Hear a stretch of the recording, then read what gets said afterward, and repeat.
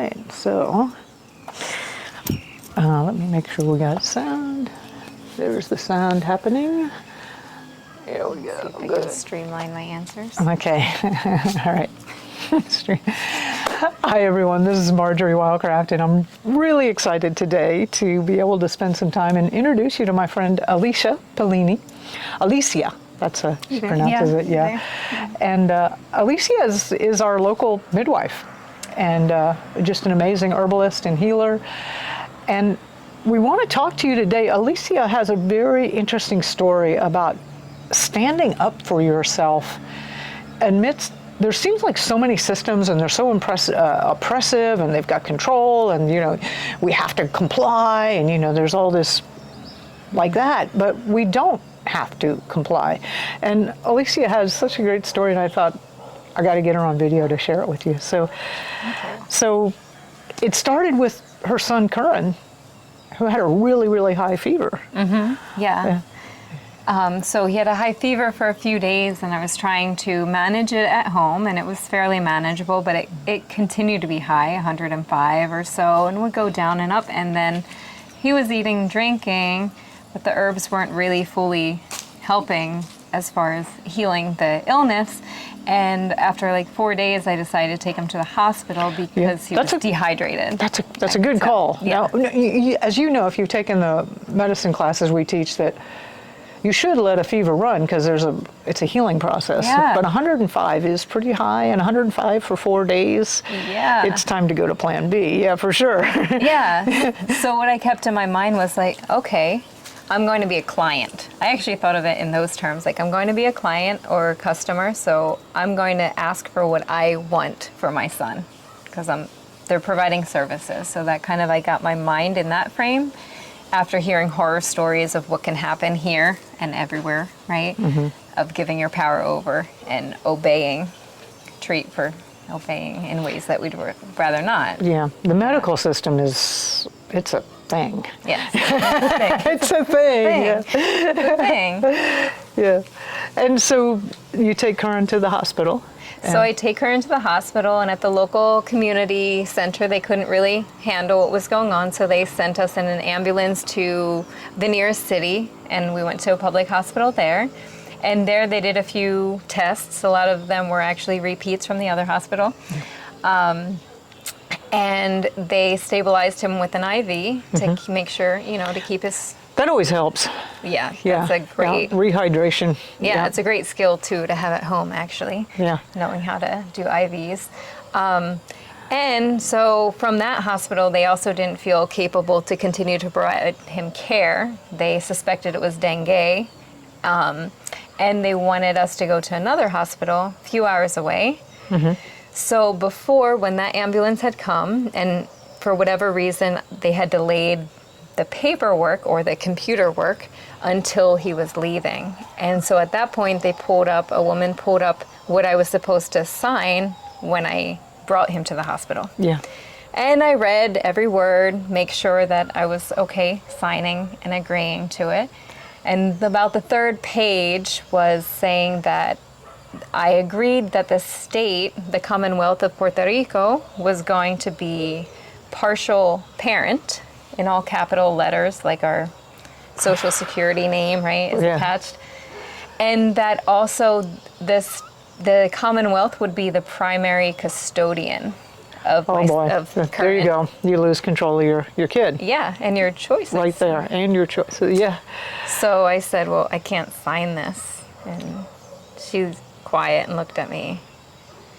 And I said, if I need to go, I apologize that I came here, that you called the ambulance, but I cannot sign this. So if this is against policy, I'll just take my child right now and we'll go home.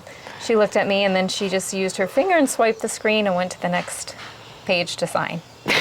So it was that easy. It was that easy. That part was easy. Yeah, right? So you had somebody on the inside who was kind of clued in and willing to let this, let it go. Deal with the system the way the system, Yeah. But so you go to the next hospital. Yeah, and that was a little more challenging. The next hospital was longer paperwork. Right, now this is like 2 hours away. Yeah. Yeah. Yeah, about so 2 hours this is away. an adventure, and you're in an ambulance there. Yeah, they took us in an ambulance there. So you don't have your own transportation. Right, Right. or way to leave, right? Yeah. So that is a thing. And I was on call for a birth as well. So Yeah. it's like, so I'm reading that paperwork, which was significantly different. And I get to the part where it's just all of these initials. And the one says that I agree to any and all treatment, including chemical therapy and nuclear medicine. Oh boy. That was another big no for me personally for Right. this child, especially with a fever. So the first answer of the staff was, well, it doesn't really apply. And I said, Great. okay, well then I'm not signing it. Well, but you still need to sign it. It's just that he's not going to need chemotherapy, so just sign it. And I said, well, I can't because I'm not agreeing, so I'm not going to sign unless we can change it. No, and they got pretty threatened by that and started saying, why did I bring him if I was going to be non-compliant, and if I don't want the treatment, I should just go. And I stayed calm and I explained I would like appropriate treatment. I don't want to sign this away, and if I talk to a lawyer right now, who I say is myself, she would tell me, don't sign it if you don't agree. Right. Now, let me get the picture here. So you're in the hospital. Yes. And you've just said no to the first person, and they're bringing in other people that are all in these Yeah. white coats and authorities. The supervisor, and then they're wanting me to feel guilty and coerced into obeying, and I just said, I would like something more reasonable. And otherwise, I guess, yeah, I will go, Yeah. but So- that's so not my intention. How many of them were there, like at one point? I think probably at least 5. Wow. So here you are, a mother. Yeah. Your son's got a fever. You definitely need help. You know it. Yeah. And you're surrounded by 5 people who are telling you you absolutely have to do this. Yes. And And yet you stood your ground. yeah, I stood my ground. I said, I can't sign it. There's no way. So once I continue to reason on the premise that I would love care for my child, I'm here because I want care. No one forced me to come. I would just like something more reasonable that I can agree to.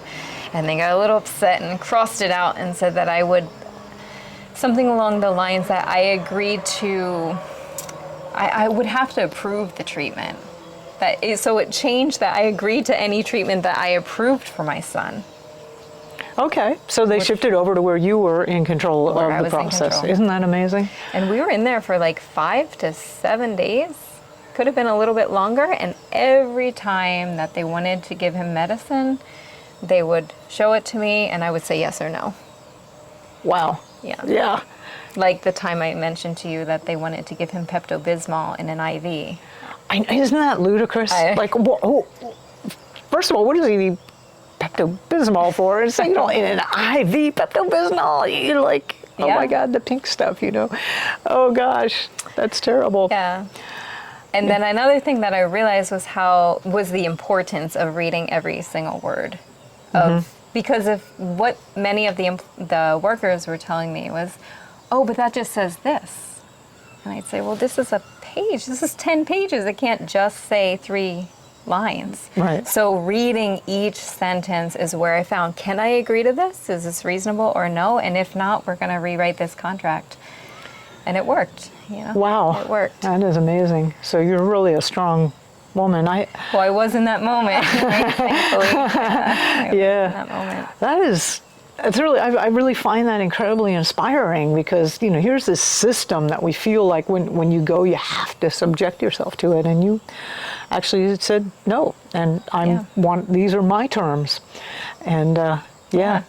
And I'm grateful for the experience because since I can speak that and I can speak that to the families I know and they're birthing at home or they're choosing to go to the hospital or anyone to have the lived experience, I can speak that I know it's a possibility and it's within our reach. Yeah.